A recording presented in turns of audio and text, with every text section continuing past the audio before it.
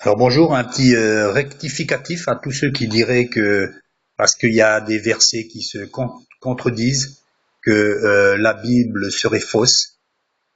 Certains docteurs, ils se prénomment docteurs, diraient que bon, dans Jérémie 36:30, on avait prophétisé que Joachim serait le dernier roi de Juda et que il n'y aurait personne après lui qui monterait sur le trône. Effectivement, dans 2 Rois 24:7, son fils est quand même monté sur le trône, mais bon, pour 3 mois. Pour 3 mois, mais maintenant monter sur le trône, ça ne veut pas dire qu'il va régner, parce que les Assyriens étaient autour de la ville, et donc on peut faire un parallèle avec à Tahiti récemment, quelqu'un qui se prénommait roi de souverain de Tahiti, et alors que bon, nous savons très bien que c'est la République française fait autorité dans cette île. C'est une île française, donc bon, il s'est proclamé roi et donc il s'est fait arrêter parce que par la suite aussi on a vu apparemment des fausses monnaies, des choses comme ça là. Et donc c'était un trône fantoche. Donc on peut très bien monter, hein, mais quoi qu'il en soit, admettons que il y a une fausse prophétie. La Bible est au courant de ça. Elle a mentionné déjà ces choses-là et elle nous dit bien, très bien que ces gens-là, ces prophètes, n'ayez pas peur d'eux. Si il s'est avéré qu'ils font de l'audace, ils appellent ça de l'audace dans la Bible. Euh, euh, Comment reconnaîtrons nous des prophètes? Ben, c'est que la prophétie se réalise.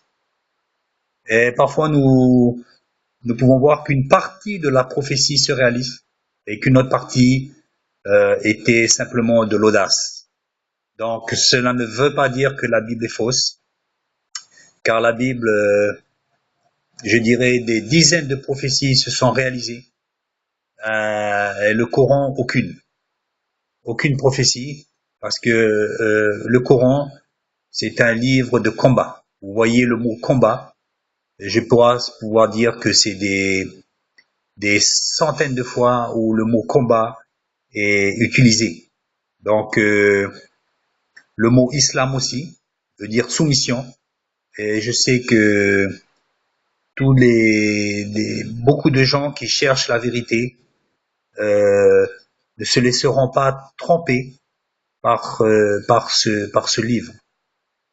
Ne faites pas de ce livre comme une référence ethnique, comme si les Blancs avaient la Bible et les Arabes le Coran, parce que même chez nous, Européens, nous avons des livres, des faux livres.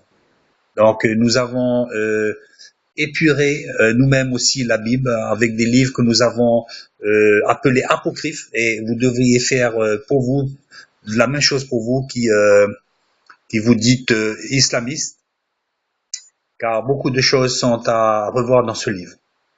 Donc je vous fais confiance que vous n'allez pas vous laisser embobiner par ce livre sous prétexte que ça vient d'Arabie. En parlant de prophétie aussi, euh, certains, certaines personnes disaient que bon, la Bible est fausse parce que je le dis que des dizaines de prophéties se sont réalisées. Donc vous pouvez croire à la Bible même s'il y a des erreurs dans la Bible, je le reconnais. Il y a certaines erreurs, tout bonnement parce que la Bible a été écrite par les hommes sous inspiration du Saint-Esprit, mais parfois il y a pu se glisser de l'audace. Et donc c'est pour cela qu'on arrive à certaines formes de mécontentement de par certains qui voudraient détruire la Bible pour certains détails.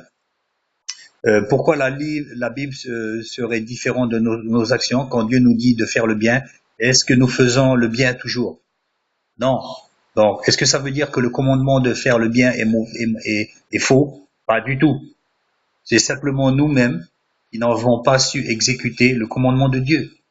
Donc, il ne faut pas tout mélanger et trouver une excuse pour dire que la Bible est fausse. Ce serait vraiment de mauvaise foi, très mauvaise foi. Ainsi, on nous dit qu'en Ézéchiel 26, on avait prédit, bon, 588 avant Jésus-Christ, on avait prédit la chute de Tyr. Tyr, qui actuellement est au Liban, et par Nebuchadnezzar. Or, certains pensent que Tyr n'a pas été détruit par Nebuchadnezzar.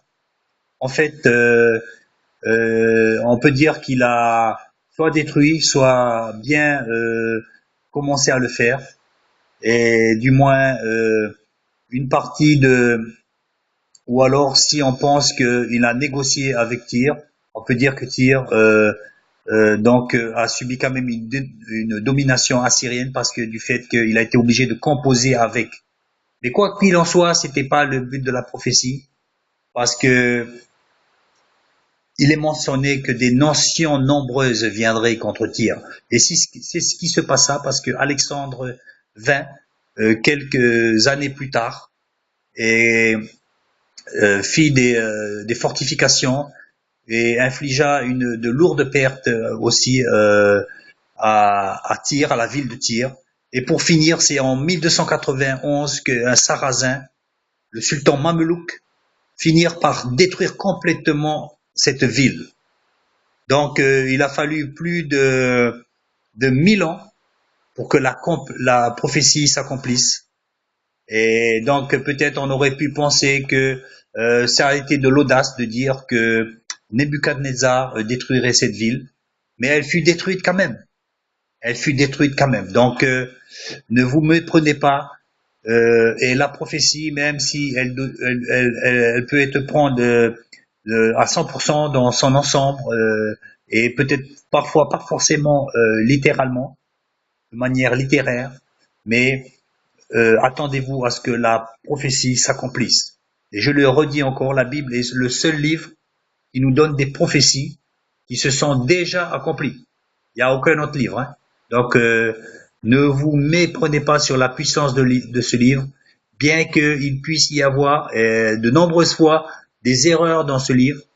Et je le redis du fait que ce livre a été écrit par des hommes.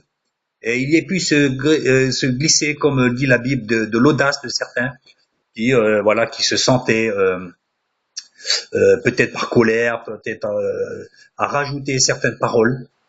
Et c'est un appel à nous-mêmes à filtrer qui sort de notre bouche, car comme le dit la Bible, le prophète est maître de l'esprit de prophétie.